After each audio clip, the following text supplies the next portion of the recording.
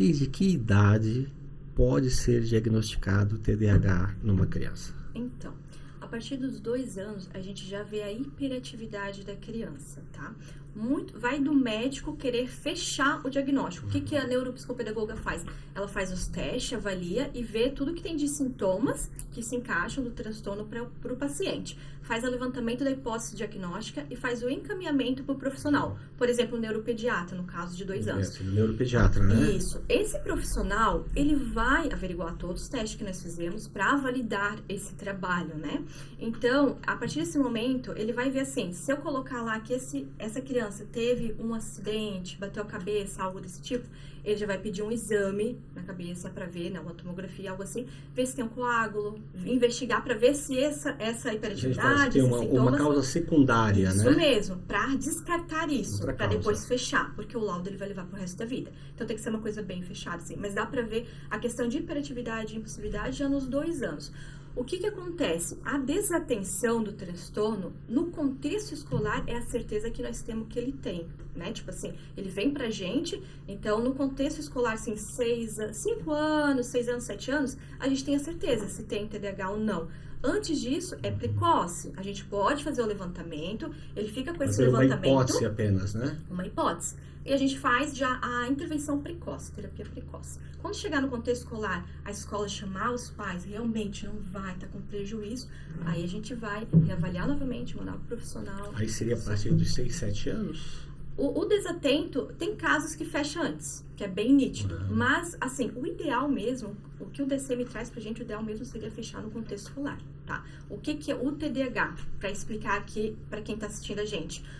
Existe 3 tipos de TDAH, né? Tem o subtipo desatento, é a criança só que apresenta desatenção, ou adulto que apresenta só desatenção.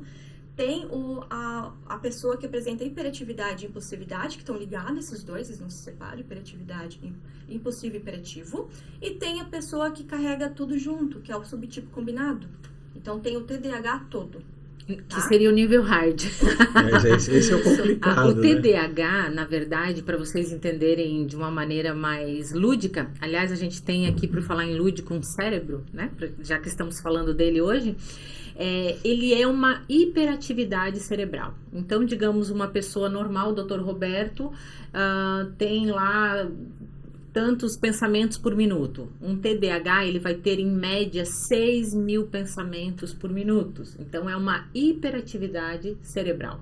Em alguns casos, aí a Su acabou de falar isso para nós, essa hiperatividade, ela não é só cerebral, ela é corporal também. Ela vem para o corpo, na hiperatividade física, que a gente fala. Em outros, é só mental, né? E aí, a Samara vai poder dizer para nós por que ela acha que ela tem o TDAH, mas uma frase que eu ouço muito dela, que ela sempre fala para minha mãe, meu cérebro é bifurcado. Quando alguém está falando alguma coisa, eu estou pensando em 30, em 500 outras coisas, né? Por exemplo, perguntaram aqui para mim, como eu identifico se eu tenho ou não tenho o TDAH? Então, se você costuma ter muitos pensamentos ao mesmo tempo, dificuldade para focar em uma coisa só, e aí é uma linha tênue, por isso precisa ser muito bem avaliado, porque apesar da hiperatividade cerebral, a pessoa que tem o TDAH, ela é desfocada do que não lhe interessa. Não é, Su? Isso, queria fazer. Ele tem um hiperfoco, mas só no que lhe interessa. E o resto, o mundo pode cair. Eu lembrei de um exemplo que eu vi. A pessoa falando como que ela identificou, ela ia fazer um ditado na escola, por exemplo, e a professora falava, tal coisa, ela anotava lá, azul. Aí azul, o mar é azul, nossa, no verão eu vou para a praia, eu tenho que fazer tal... E fica pensando, nossa, o doutor tá com a blusa azul, e o ditado correndo, de repente ela, meu Deus, quantas palavras veio... A pessoa se distrai o tempo todo, ela tem uma dificuldade de focar em alguma coisa só. Samara, além dessa questão do cérebro bifurcado, que outra característica que você percebeu em você que te levou a achar que talvez você tenha? Bom, tem várias, mas vamos do princípio. Quando eu ia na escola, nas aulas de matemática e cálculo, a professora explicando, passava uma borboleta, eu ficava olhando a borboleta, pensando, que espécie é a borboleta? E a aula rolando. Mas daí nas aulas de história e português que eu gostava, só conseguia focar naquilo e o mundo podia estar acabando lá fora, só focava naquilo. Que é essa questão do hiperfoco, né, Isso Su? mesmo. E também tem a questão da hiperatividade, né? Que depois a Su vai nos esclarecer, mas eu já quero colocar essa pergunta aqui. Uma mãe perguntou, né? Todo TDAH é hiperativo? Não, que nem eu falei antes, né? Existe as pessoas que carregam só desatenção e existe as pessoas que carregam só hiperatividade e impulsividade e as pessoas que carregam tudo junto, desatenção, hiperatividade e impulsividade. Tá? Então, a gente tem esses estudos baseados nessas 3 áreas do TDAH. Agora, Sueli, muitas vezes, estava pensando aqui, não pode ser confundido TDAH com autismo? São muito comórbidos, tá? 70% das pessoas que têm o diagnóstico, elas têm um transtorno comórbido, um autismo, um TOD, transtornos de aprendizagem. Então, assim, 70% das pessoas já diagnosticadas carregam um transtorno a mais, às vezes 3. Ansiedade. Então, sobre a ansiedade, o que acontece? O transtorno, a pessoa nasce com transtorno, né, genético, enfim, não foi tratado, gera ansiedade. Quando fica adulto, gera uma depressão. Porque quem está nos escutando, vai pensar, não, é uma doença só, o organismo não é assim, né? Você falou, pode ter várias doenças associadas ou se desenrolando ao longo do tempo, né? Isso. Então, a pessoa pode ter TDAH e autismo?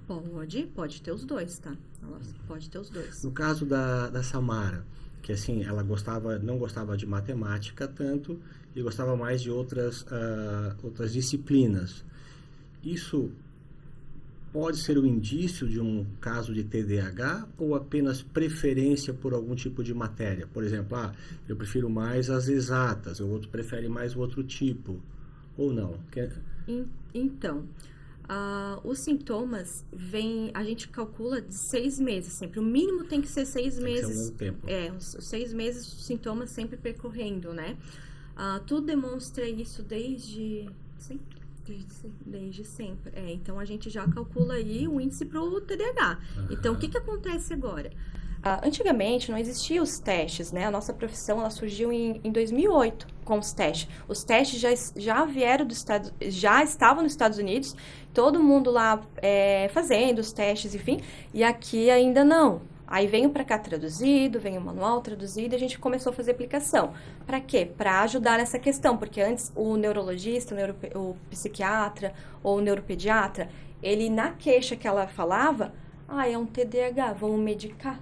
Tudo era medicação, Isso, né? tudo era medicação. Falar, né? Agora vem uma medicação nova pro TDAH também, aí tá surgindo efeitos bons sem efeitos colaterais, também a gente pode falar depois. Mas, exemplo, daí sem fazer teste nem nada, naquela queixa, era isso.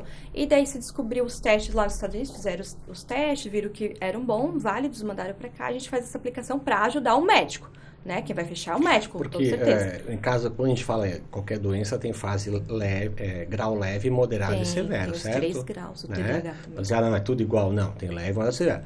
Eu quero crer que o certo TDAH grau leve pode ser só acompanhamento com a neuropsicóloga. Isso mesmo, isso mesmo. E tem grau moderado que também, tá? Também? Por exemplo, se não apresentar uma ansiedade, terapia vai resolver. Agora, se fica muito ansioso ou dá algum tipo de crise, não constante, mas já vai medicar por um período. Mas depois, exemplo, a gente passa um relatório pro neuro de como ela tá nas terapias para fazer o desmame da medicação.